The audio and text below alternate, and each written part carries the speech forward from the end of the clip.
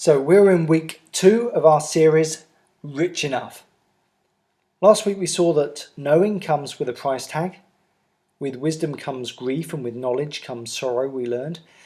And so we're learning that part of what comes with more stuff, more money, more knowledge, is more. We said simply, with more comes more. With more knowledge comes more sorrow. With more space to live comes more to maintain. With more power under the bonnet comes more expense. And today we will see that with more also comes more responsibility. So when we ask for or seek for more, we're asking to become more responsible, more generous, because with more comes more. I've got a question for you. I was listening to a podcast on finance last November, around the time we were thinking about this series of talks, and the speaker asked a question which I want to ask you. How much money would you need to feel comfortable and free from worry, no matter what the future holds? How much money would you need to feel comfortable and free from worry, no matter what the future holds? His answer was this: more than you have. Because people always feel they just need a bit more than they have. Another survey, just to make the point, asked all sorts of different people from organisations how much they felt they needed to earn to have enough. How much did they need to earn each month to have enough? To which everyone, regardless of status or position, answered the same. Everyone cited that they just needed to be one pay grade above the one they were on to have enough. Even the CEO just thought if he was just part of a bigger organisation, then he would have enough. Isn't that interesting? You see, there is a sense of needing more that we have, no matter how much we have. There is an inbuilt craving or hunger, which, as we saw last week, can be a craving for knowledge, or it can be a craving to do more, or to be more, or to have more. But beware, because having more costs more. Let me read you an extract from an encounter that Jesus had, which led him to create a story, which we'll think about in just a moment. And when Jesus tells the story, what he's wanting to do is he's wanting to show people a life that is genuinely more satisfying. The reason is because a man from the crowd listening to him asks a question. Then someone called out from the crowd, "Teacher, please tell my brother to divide our father's estate with me." You see, all of us, like this man, if we're honest, live with a sense of what we believe we're entitled to. We have a clear idea of what is ours or what should be ours. Like this man who is approaching Jesus, we just want our share. We would not say that we are greedy necessarily, or that we have very high expectations, only that we want what belongs to us, our entitlement. We're entitled to somewhere to live. We're entitled to something to drive. We are entitled to choose what to wear and where to eat. We're entitled to things today which would have once seemed unnecessary and luxurious. You know, people today are entitled to own a phone, for example. Now, while the things may have changed, the condition has always been there. So, like this man approaching Jesus, we just want our share. Now, this is a bit funny because I imagine this man, who is part of a crowd, has maybe followed Jesus around, maybe seen him give sight to the blind or let the lame walk again. And perhaps seeing these miracles, he says, look, if Jesus can open the eyes of the blind and help the lame walk, then maybe he can help my brother become generous. Now, based on traditions of that time, an older brother would be entitled to perhaps twice what his brothers got. So we're not hearing that this man wants his brother's share or a double portion. He just wants his bit. Tell my brother to give me my share. And the reality then and now is that everyone only wants their fair share. We just want our bit, our portion, our entitlement. For example, people who are self-employed want what they have worked for. People who are shareholders want a return on their investment. People on benefits want what they are entitled to. People who are employed want a fair wage which reflects their worth. And people who employ others want a return for the wages they pay. We will only ever meet people who want their fair share, which sounds fine until you discover that the share isn't fair. And it wasn't fair in the first century either, which makes Jesus' response really interesting. Jesus replied, "Friend, who made me judge over you to decide such things as that?" Who made me judge? In other words, whatever Jesus decided in this moment, whatever verdict he came up with, someone would feel it was unfair. Because wherever you stand, you will be above some and below others, which is why comparison can be so futile. So instead, Jesus uncovers the real heart of the matter. Then he said to the man, "Beware. Don't be greedy for what you don't have, because real life is not measured by how much we own." Don't be greedy for what you don't have. Right, this is really important. It does not matter how much you have, your capacity to want more will outgrow your capacity to get more. Jesus is making the point that however much we have, we will possess the ability to want something else. That unless we are brutally honest and self-aware, we will always want a little bit more. Not lots more, just the next little bit.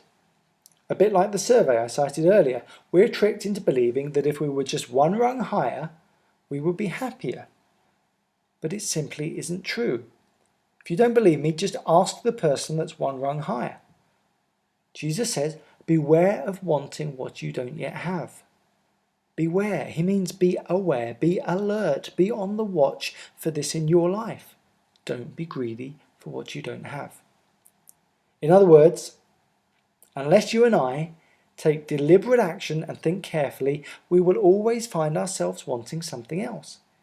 It may not be money, it may be stuff or property, but it could be a relationship or any number of things.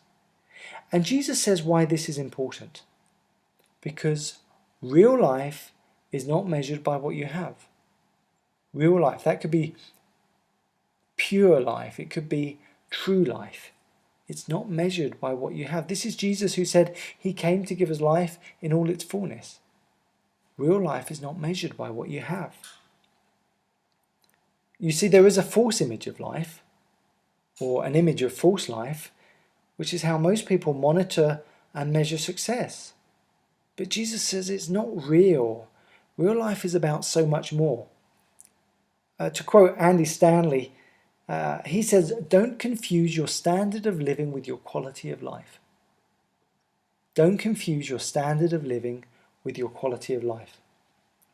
So to make this make sense, Jesus makes up the following story. A rich man had a fertile farm that produced fine crops. So right at the start of the story, everyone hearing this is hearing about a man who is blessed. In the mind at that time, if your crops were good, if your fields were fertile, you would simply be described as being blessed. In fact, his barns were full to overflowing, so he said, "I know, I'll tear down my barns and build bigger ones. Then I'll have room enough to store everything. And I'll sit back and say to myself, 'My friend, you have enough stored away for years to come. Now take it easy. Eat, drink, and be merry.' But God said to him, 'You fool, you will die this very night. Then who will get it all?' Yes, a person is a fool to store up earthly wealth, but not to have a rich relationship with God." So this scene that begins with success and providence turns really kind of dark. Something that began really good with a man who was simply blessed by God and no doubt worked hard and harvested well and maximized his yield, gets really dark as he begins to look for ways in which he can increase his capacity to hold on to what he's got. Now, remember that Jesus is telling this story because a man has asked for his fair share. So this story is not primarily about God being anti-rich people, because Scripture is very clear elsewhere that if you're rich you have great responsibility. Neither is it about God being anti-saving or anti-storage, because in other Bible stories, like the story of Joseph, we see God inspiring somebody to save and store so that when things are lean, there's enough to go round. The problem here is that this man is already at capacity. And so his barns are overflowing, but instead of letting them overflow to benefit others, he wants to store more. It's like an insurance policy, a defense policy. It is a security against the time when the harvest may fail. But actually, he's already fully stored up. Some of you live with no limits or no margins financially, and it would only take a week without income for you to begin to slide into debt. So don't misread this. God is not anti-saving or anti-storing. What Jesus is saying in this story, and everyone listening knows this, which is why the story is so full of candor, is that your stuff is not yours alone. So on a really basic level, if you were a landowner and had fields to harvest, you had a legal responsibility from the Old Testament law to leave some leftovers for those that had no field of their own to harvest. You had a legal responsibility to the poor and the hungry. But the man's problem here is that though he's probably done that and made other offerings to the temple, okay, theoretically it's a fictitious story, he's now storing and storing and storing until he's got no capacity left. And so his solution is to try and store more instead of sharing with others. In other words, this man's only thinking about himself and what he needs for the future instead of thinking about the needs of those around him in the present. Our overflow, our surplus, if we have any, our overflow should be just that. It should be an overflow to others. This is not a story about your tithe or your giving. Your tithe or giving should come first. It's the first fruits. This is about what you do with what's left over. It's about thinking about our stuff differently. You see, there will always be wealth. As Jesus said, you will always have the poor with you, so therefore it makes sense you'll always have the rich with you too. And the rich will never think they're rich, they'll find someone richer to point you towards. But Jesus' story is about having a heart that is rich toward God. The man asking the question about his brother, the man in the story, both just want their share. But that's the problem, because that logic never really works. Jesus tells us to have a heart that is rich toward God instead of just wanting what we don't have. Now, I have some good news as we begin to draw this all to a close. I can tell you a one-step program that will measure whether your heart is rich toward God. This is perhaps one of the most simple steps of faith you will ever have to take.